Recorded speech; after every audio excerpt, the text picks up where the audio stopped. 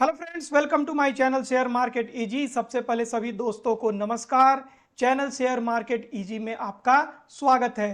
तो इस वीडियो में हम लोग बैंक निफ्टी को एनालाइज करेंगे और समझने की कोशिश करेंगे कि बैंक निफ्टी में आज किस तरीके से ट्रेडिंग हुई। जो हमारा प्लान था तो कितना हद तक वो सक्सेसफुल हुआ। साथ में कल एक्सपायरी है तो एक्सपायरी के लिए भी प्लान यहाँ पे हम बना के चलेंगे ताकि एक्सपायरी को हम अच्छा से अच्छा प्रॉफिट जनरेट कर सकें, और प्रॉफिट नहीं भी जनरेट कर पाए या छोटा प्रॉफिट भी जनरेट कर पाए, लॉस किसी भी हाल में ना करें। ठीक है, तो ये चीज के साथ हम लोग शुरू करते हैं। यहाँ पे देखिए बैंक निफ्टी का चार्ट मैंने ओपन कर दिया है और यहाँ पे देखिए आज का क्या हुआ। मार्केट में जबरदस्त उथल पुथल रहा, गैप डाउन मिल गया। लगातार 6 कंसेक्यूटिव जो सेशन था वहां से लगातार गैप अप चल रहा था, अप ट्रेंड चल रहा था, और 6 के बाद से अचानक एक गैप डाउन मिला। यहाँ पे 43,154 पे बैंक निफ्टी ने ओपनिंग दिया। ओपनिंग होने के बाद यहाँ पे देखिए ये जो लाइंस आप देख रहे हैं यहाँ पे कितने जबरदस्त यहाँ पे कारगर साबित होते हैं। ये लाइंस कल ही मैंने आपको बताया था कल के एनालिसिस में। और यहाँ पे देखिए 43,073 पे ये लाइंस यहाँ पे ड्रॉ हुए थे और ये आप देख लो 43,078 एग्जैक्टली यहीं से रिवर्सल दिया है, इसी के आसपास से सपोर्ट लेके। तो यहाँ पे आपको ये चीजें जब मालूम है तो आपको ट्रेड वहां पे लेने पे बेनिफिट जरूर होगा, सुविधा होगी। अभी मान लीजिए यहाँ पे ओपनिंग होता है 43,150 पे ओपनिंग होता है, आपको मालूम नहीं है कि डाउन साइड में आप कहाँ जाएं, खाई कितनी बड़ी है। तो लेकिन आपको अगर मालूम है कि भाई खाई में यहाँ से रिवर्सल हो सकता है तो आप यहाँ पे एंट्री ले लेंगे और आपको फिर बड़े यहाँ पे मूव्स मिलेंगे। ठीक है, अगर आपको ये मालूम नहीं है तो आप यहाँ पे भी ट्रेड नहीं ले पाएंगे और नीचे जाएगा, यहाँ पे भी नहीं ले पाएंगे, तो आपको किसी भी पॉइंट पे फिर प्रॉफिट जनरेट नहीं कर पाएंगे। तो यहाँ पे देखिए ये रेड कैंडल बना, उसके बाद से ग्रीन कैंडल बना, उसके बाद ये देखिए ये बना आपको यहाँ पे हैमर टाइप। ठीक है, हैमर बोल सकते हैं या फिर हमारा जो ये एक तरह का हैमर डोजी है। तो अब यहां पे आप एंट्री ले सकते थे। ठीक है, अब ये जो कैंडल है, ठीक है, ये कैंडल का क्या नाम है आप बताइएगा। तो ये कैंडल यहां पे, ये भी कैंडल बहुत अच्छा यहां पे इंडिकेशन दे रहा है। ठीक है, तो यहां से देखिए अब तेजी से मार्केट यहां पे ऊपर निकला था। तो जो हमारा प्लान था, जो हमने सपोर्ट बताया था, रेसिस्टेंस बताया था, यहाँ पे देखिए फिर जो सेकेंड यहाँ पे रेसिस्टेंस था जो मैंने कल ड्रॉ किया था 43,284 का मैंने ड्रॉ करके रखा था, तो वहाँ से फिर से रिवर्सल हुआ और फिर सेकेंड हाफ में मार्केट ने अच्छा अपसाइड में मूव दिया और हमारी जो क्लोजिंग हुई है 43,312 पे हुई है। ओके, तो यहाँ पे हम सही तरीके से, ऐसा जो मार्केट है वहाँ पे अच्छा पैसा बन सकता है। आपको कैपिटल को सही तरीके से मैनेज करना होगा, क्योंकि यहाँ पे देखिए जो मूवमेंट हुआ दोनों साइड में हुआ। यहाँ पे अप साइड में भी मूव हो रहा है, फिर यहाँ पे डाउन साइड में, और फिर यहाँ पे अप साइड में अच्छा मूव हो रहा है। तो अगर आप जैसे फर्स्ट में प्रॉफिट आपने जनरेट कर लिया तो सेकेंड में आप 30%, मैक्सिमम 30% जो प्रॉफिट है उसका 30% पे आप रिस्क लीजिए और उस हिसाब से फिर आप ट्रेड में यहाँ पे रुके रहेंगे और अच्छा प्रॉफिट भी आप जनरेट कर पाएंगे। अगर आप पूरे कैपिटल पे अगर आपने रिस्क ले लिया तो आप प्रॉफिट तो जनरेट कर पाएंगे, लेकिन वो प्रॉफिट जरूरी नहीं है कि शाम तक आपको सस्टेन कर पाएगा, और फिर वहाँ पे आपको आपका साइकोलॉजी है वो और पुअर होता जाएगा।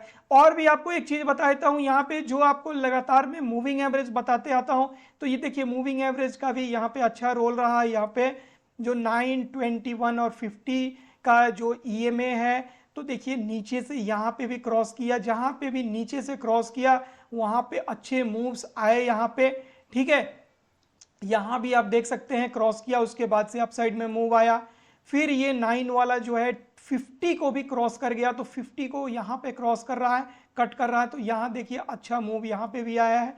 तो इस चीज को आपको ध्यान रखना होगा। जो मूविंग एवरेज है उस पर सेपरेट वीडियो में बनाऊंगा, अभी बन नहीं पा रहा है, टाइम मैनेज नहीं हो पा रहा है, तो जल्दी उस पर वीडियो आएगा। उसमें आपको अलग अलग स्ट्रेटजीज हैं और ये जो मूविंग एवरेजेस हैं इस पर ट्रेड करने में सक्सेस रेट बहुत ही अच्छा है।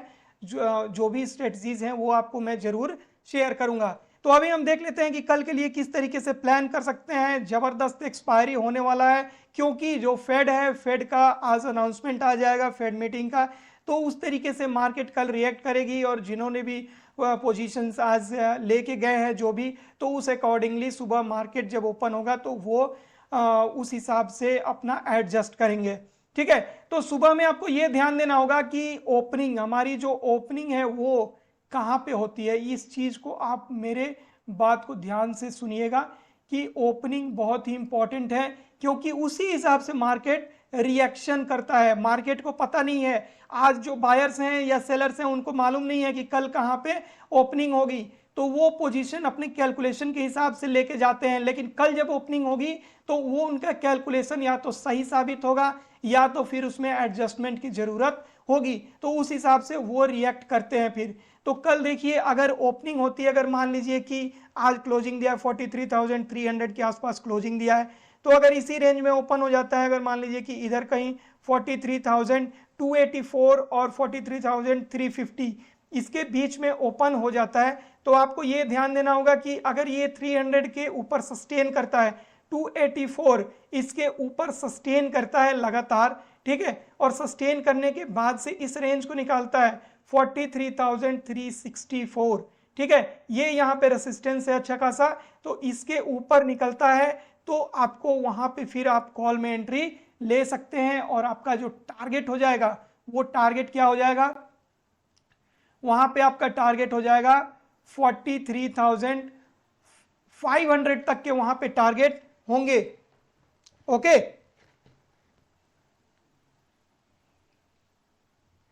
तो ये इस चीज पे डिपेंड करेगा कि ओपनिंग कहां पे होती है। अगर मान लीजिए कि कोई गैप अप खुल जाता है तो 300 पे अगर जैसे ओपन हुआ है तो आपको मान लीजिए कि 43,500 के आसपास कहीं मिल जाता है, तो वहां पे आपको फिर प्राइस एक्शन का वेट करना होगा।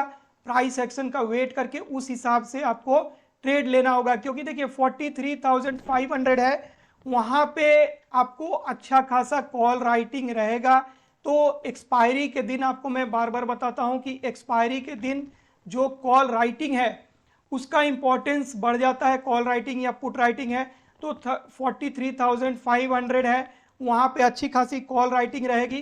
तो वहां पे आपको ध्यान देना होगा कि किस तरीके से मार्केट रिएक्ट करता है। अगर मान लीजिए कि कोई गैप डाउन खुल जाता है, गैप डाउन के केस में अगर 43,000 आपको 100 के आसपास अगर मिल गया 43,000, तो आपको 43,070 इसके नीचे निकलता है तभी आपको मार्केट वीक दिखते हुए दिखेगा, क्योंकि आज का लो भी बना है 43,078 का, तो 70 के नीचे निकलता है तो आपको वीक दिख सकता है मार्केट। आपका टारगेट हो जाएगा 42,970, ये पहला टारगेट हो जाएगा। सेकेंड टारगेट 42,910 और तीसरा टारगेट 42,814।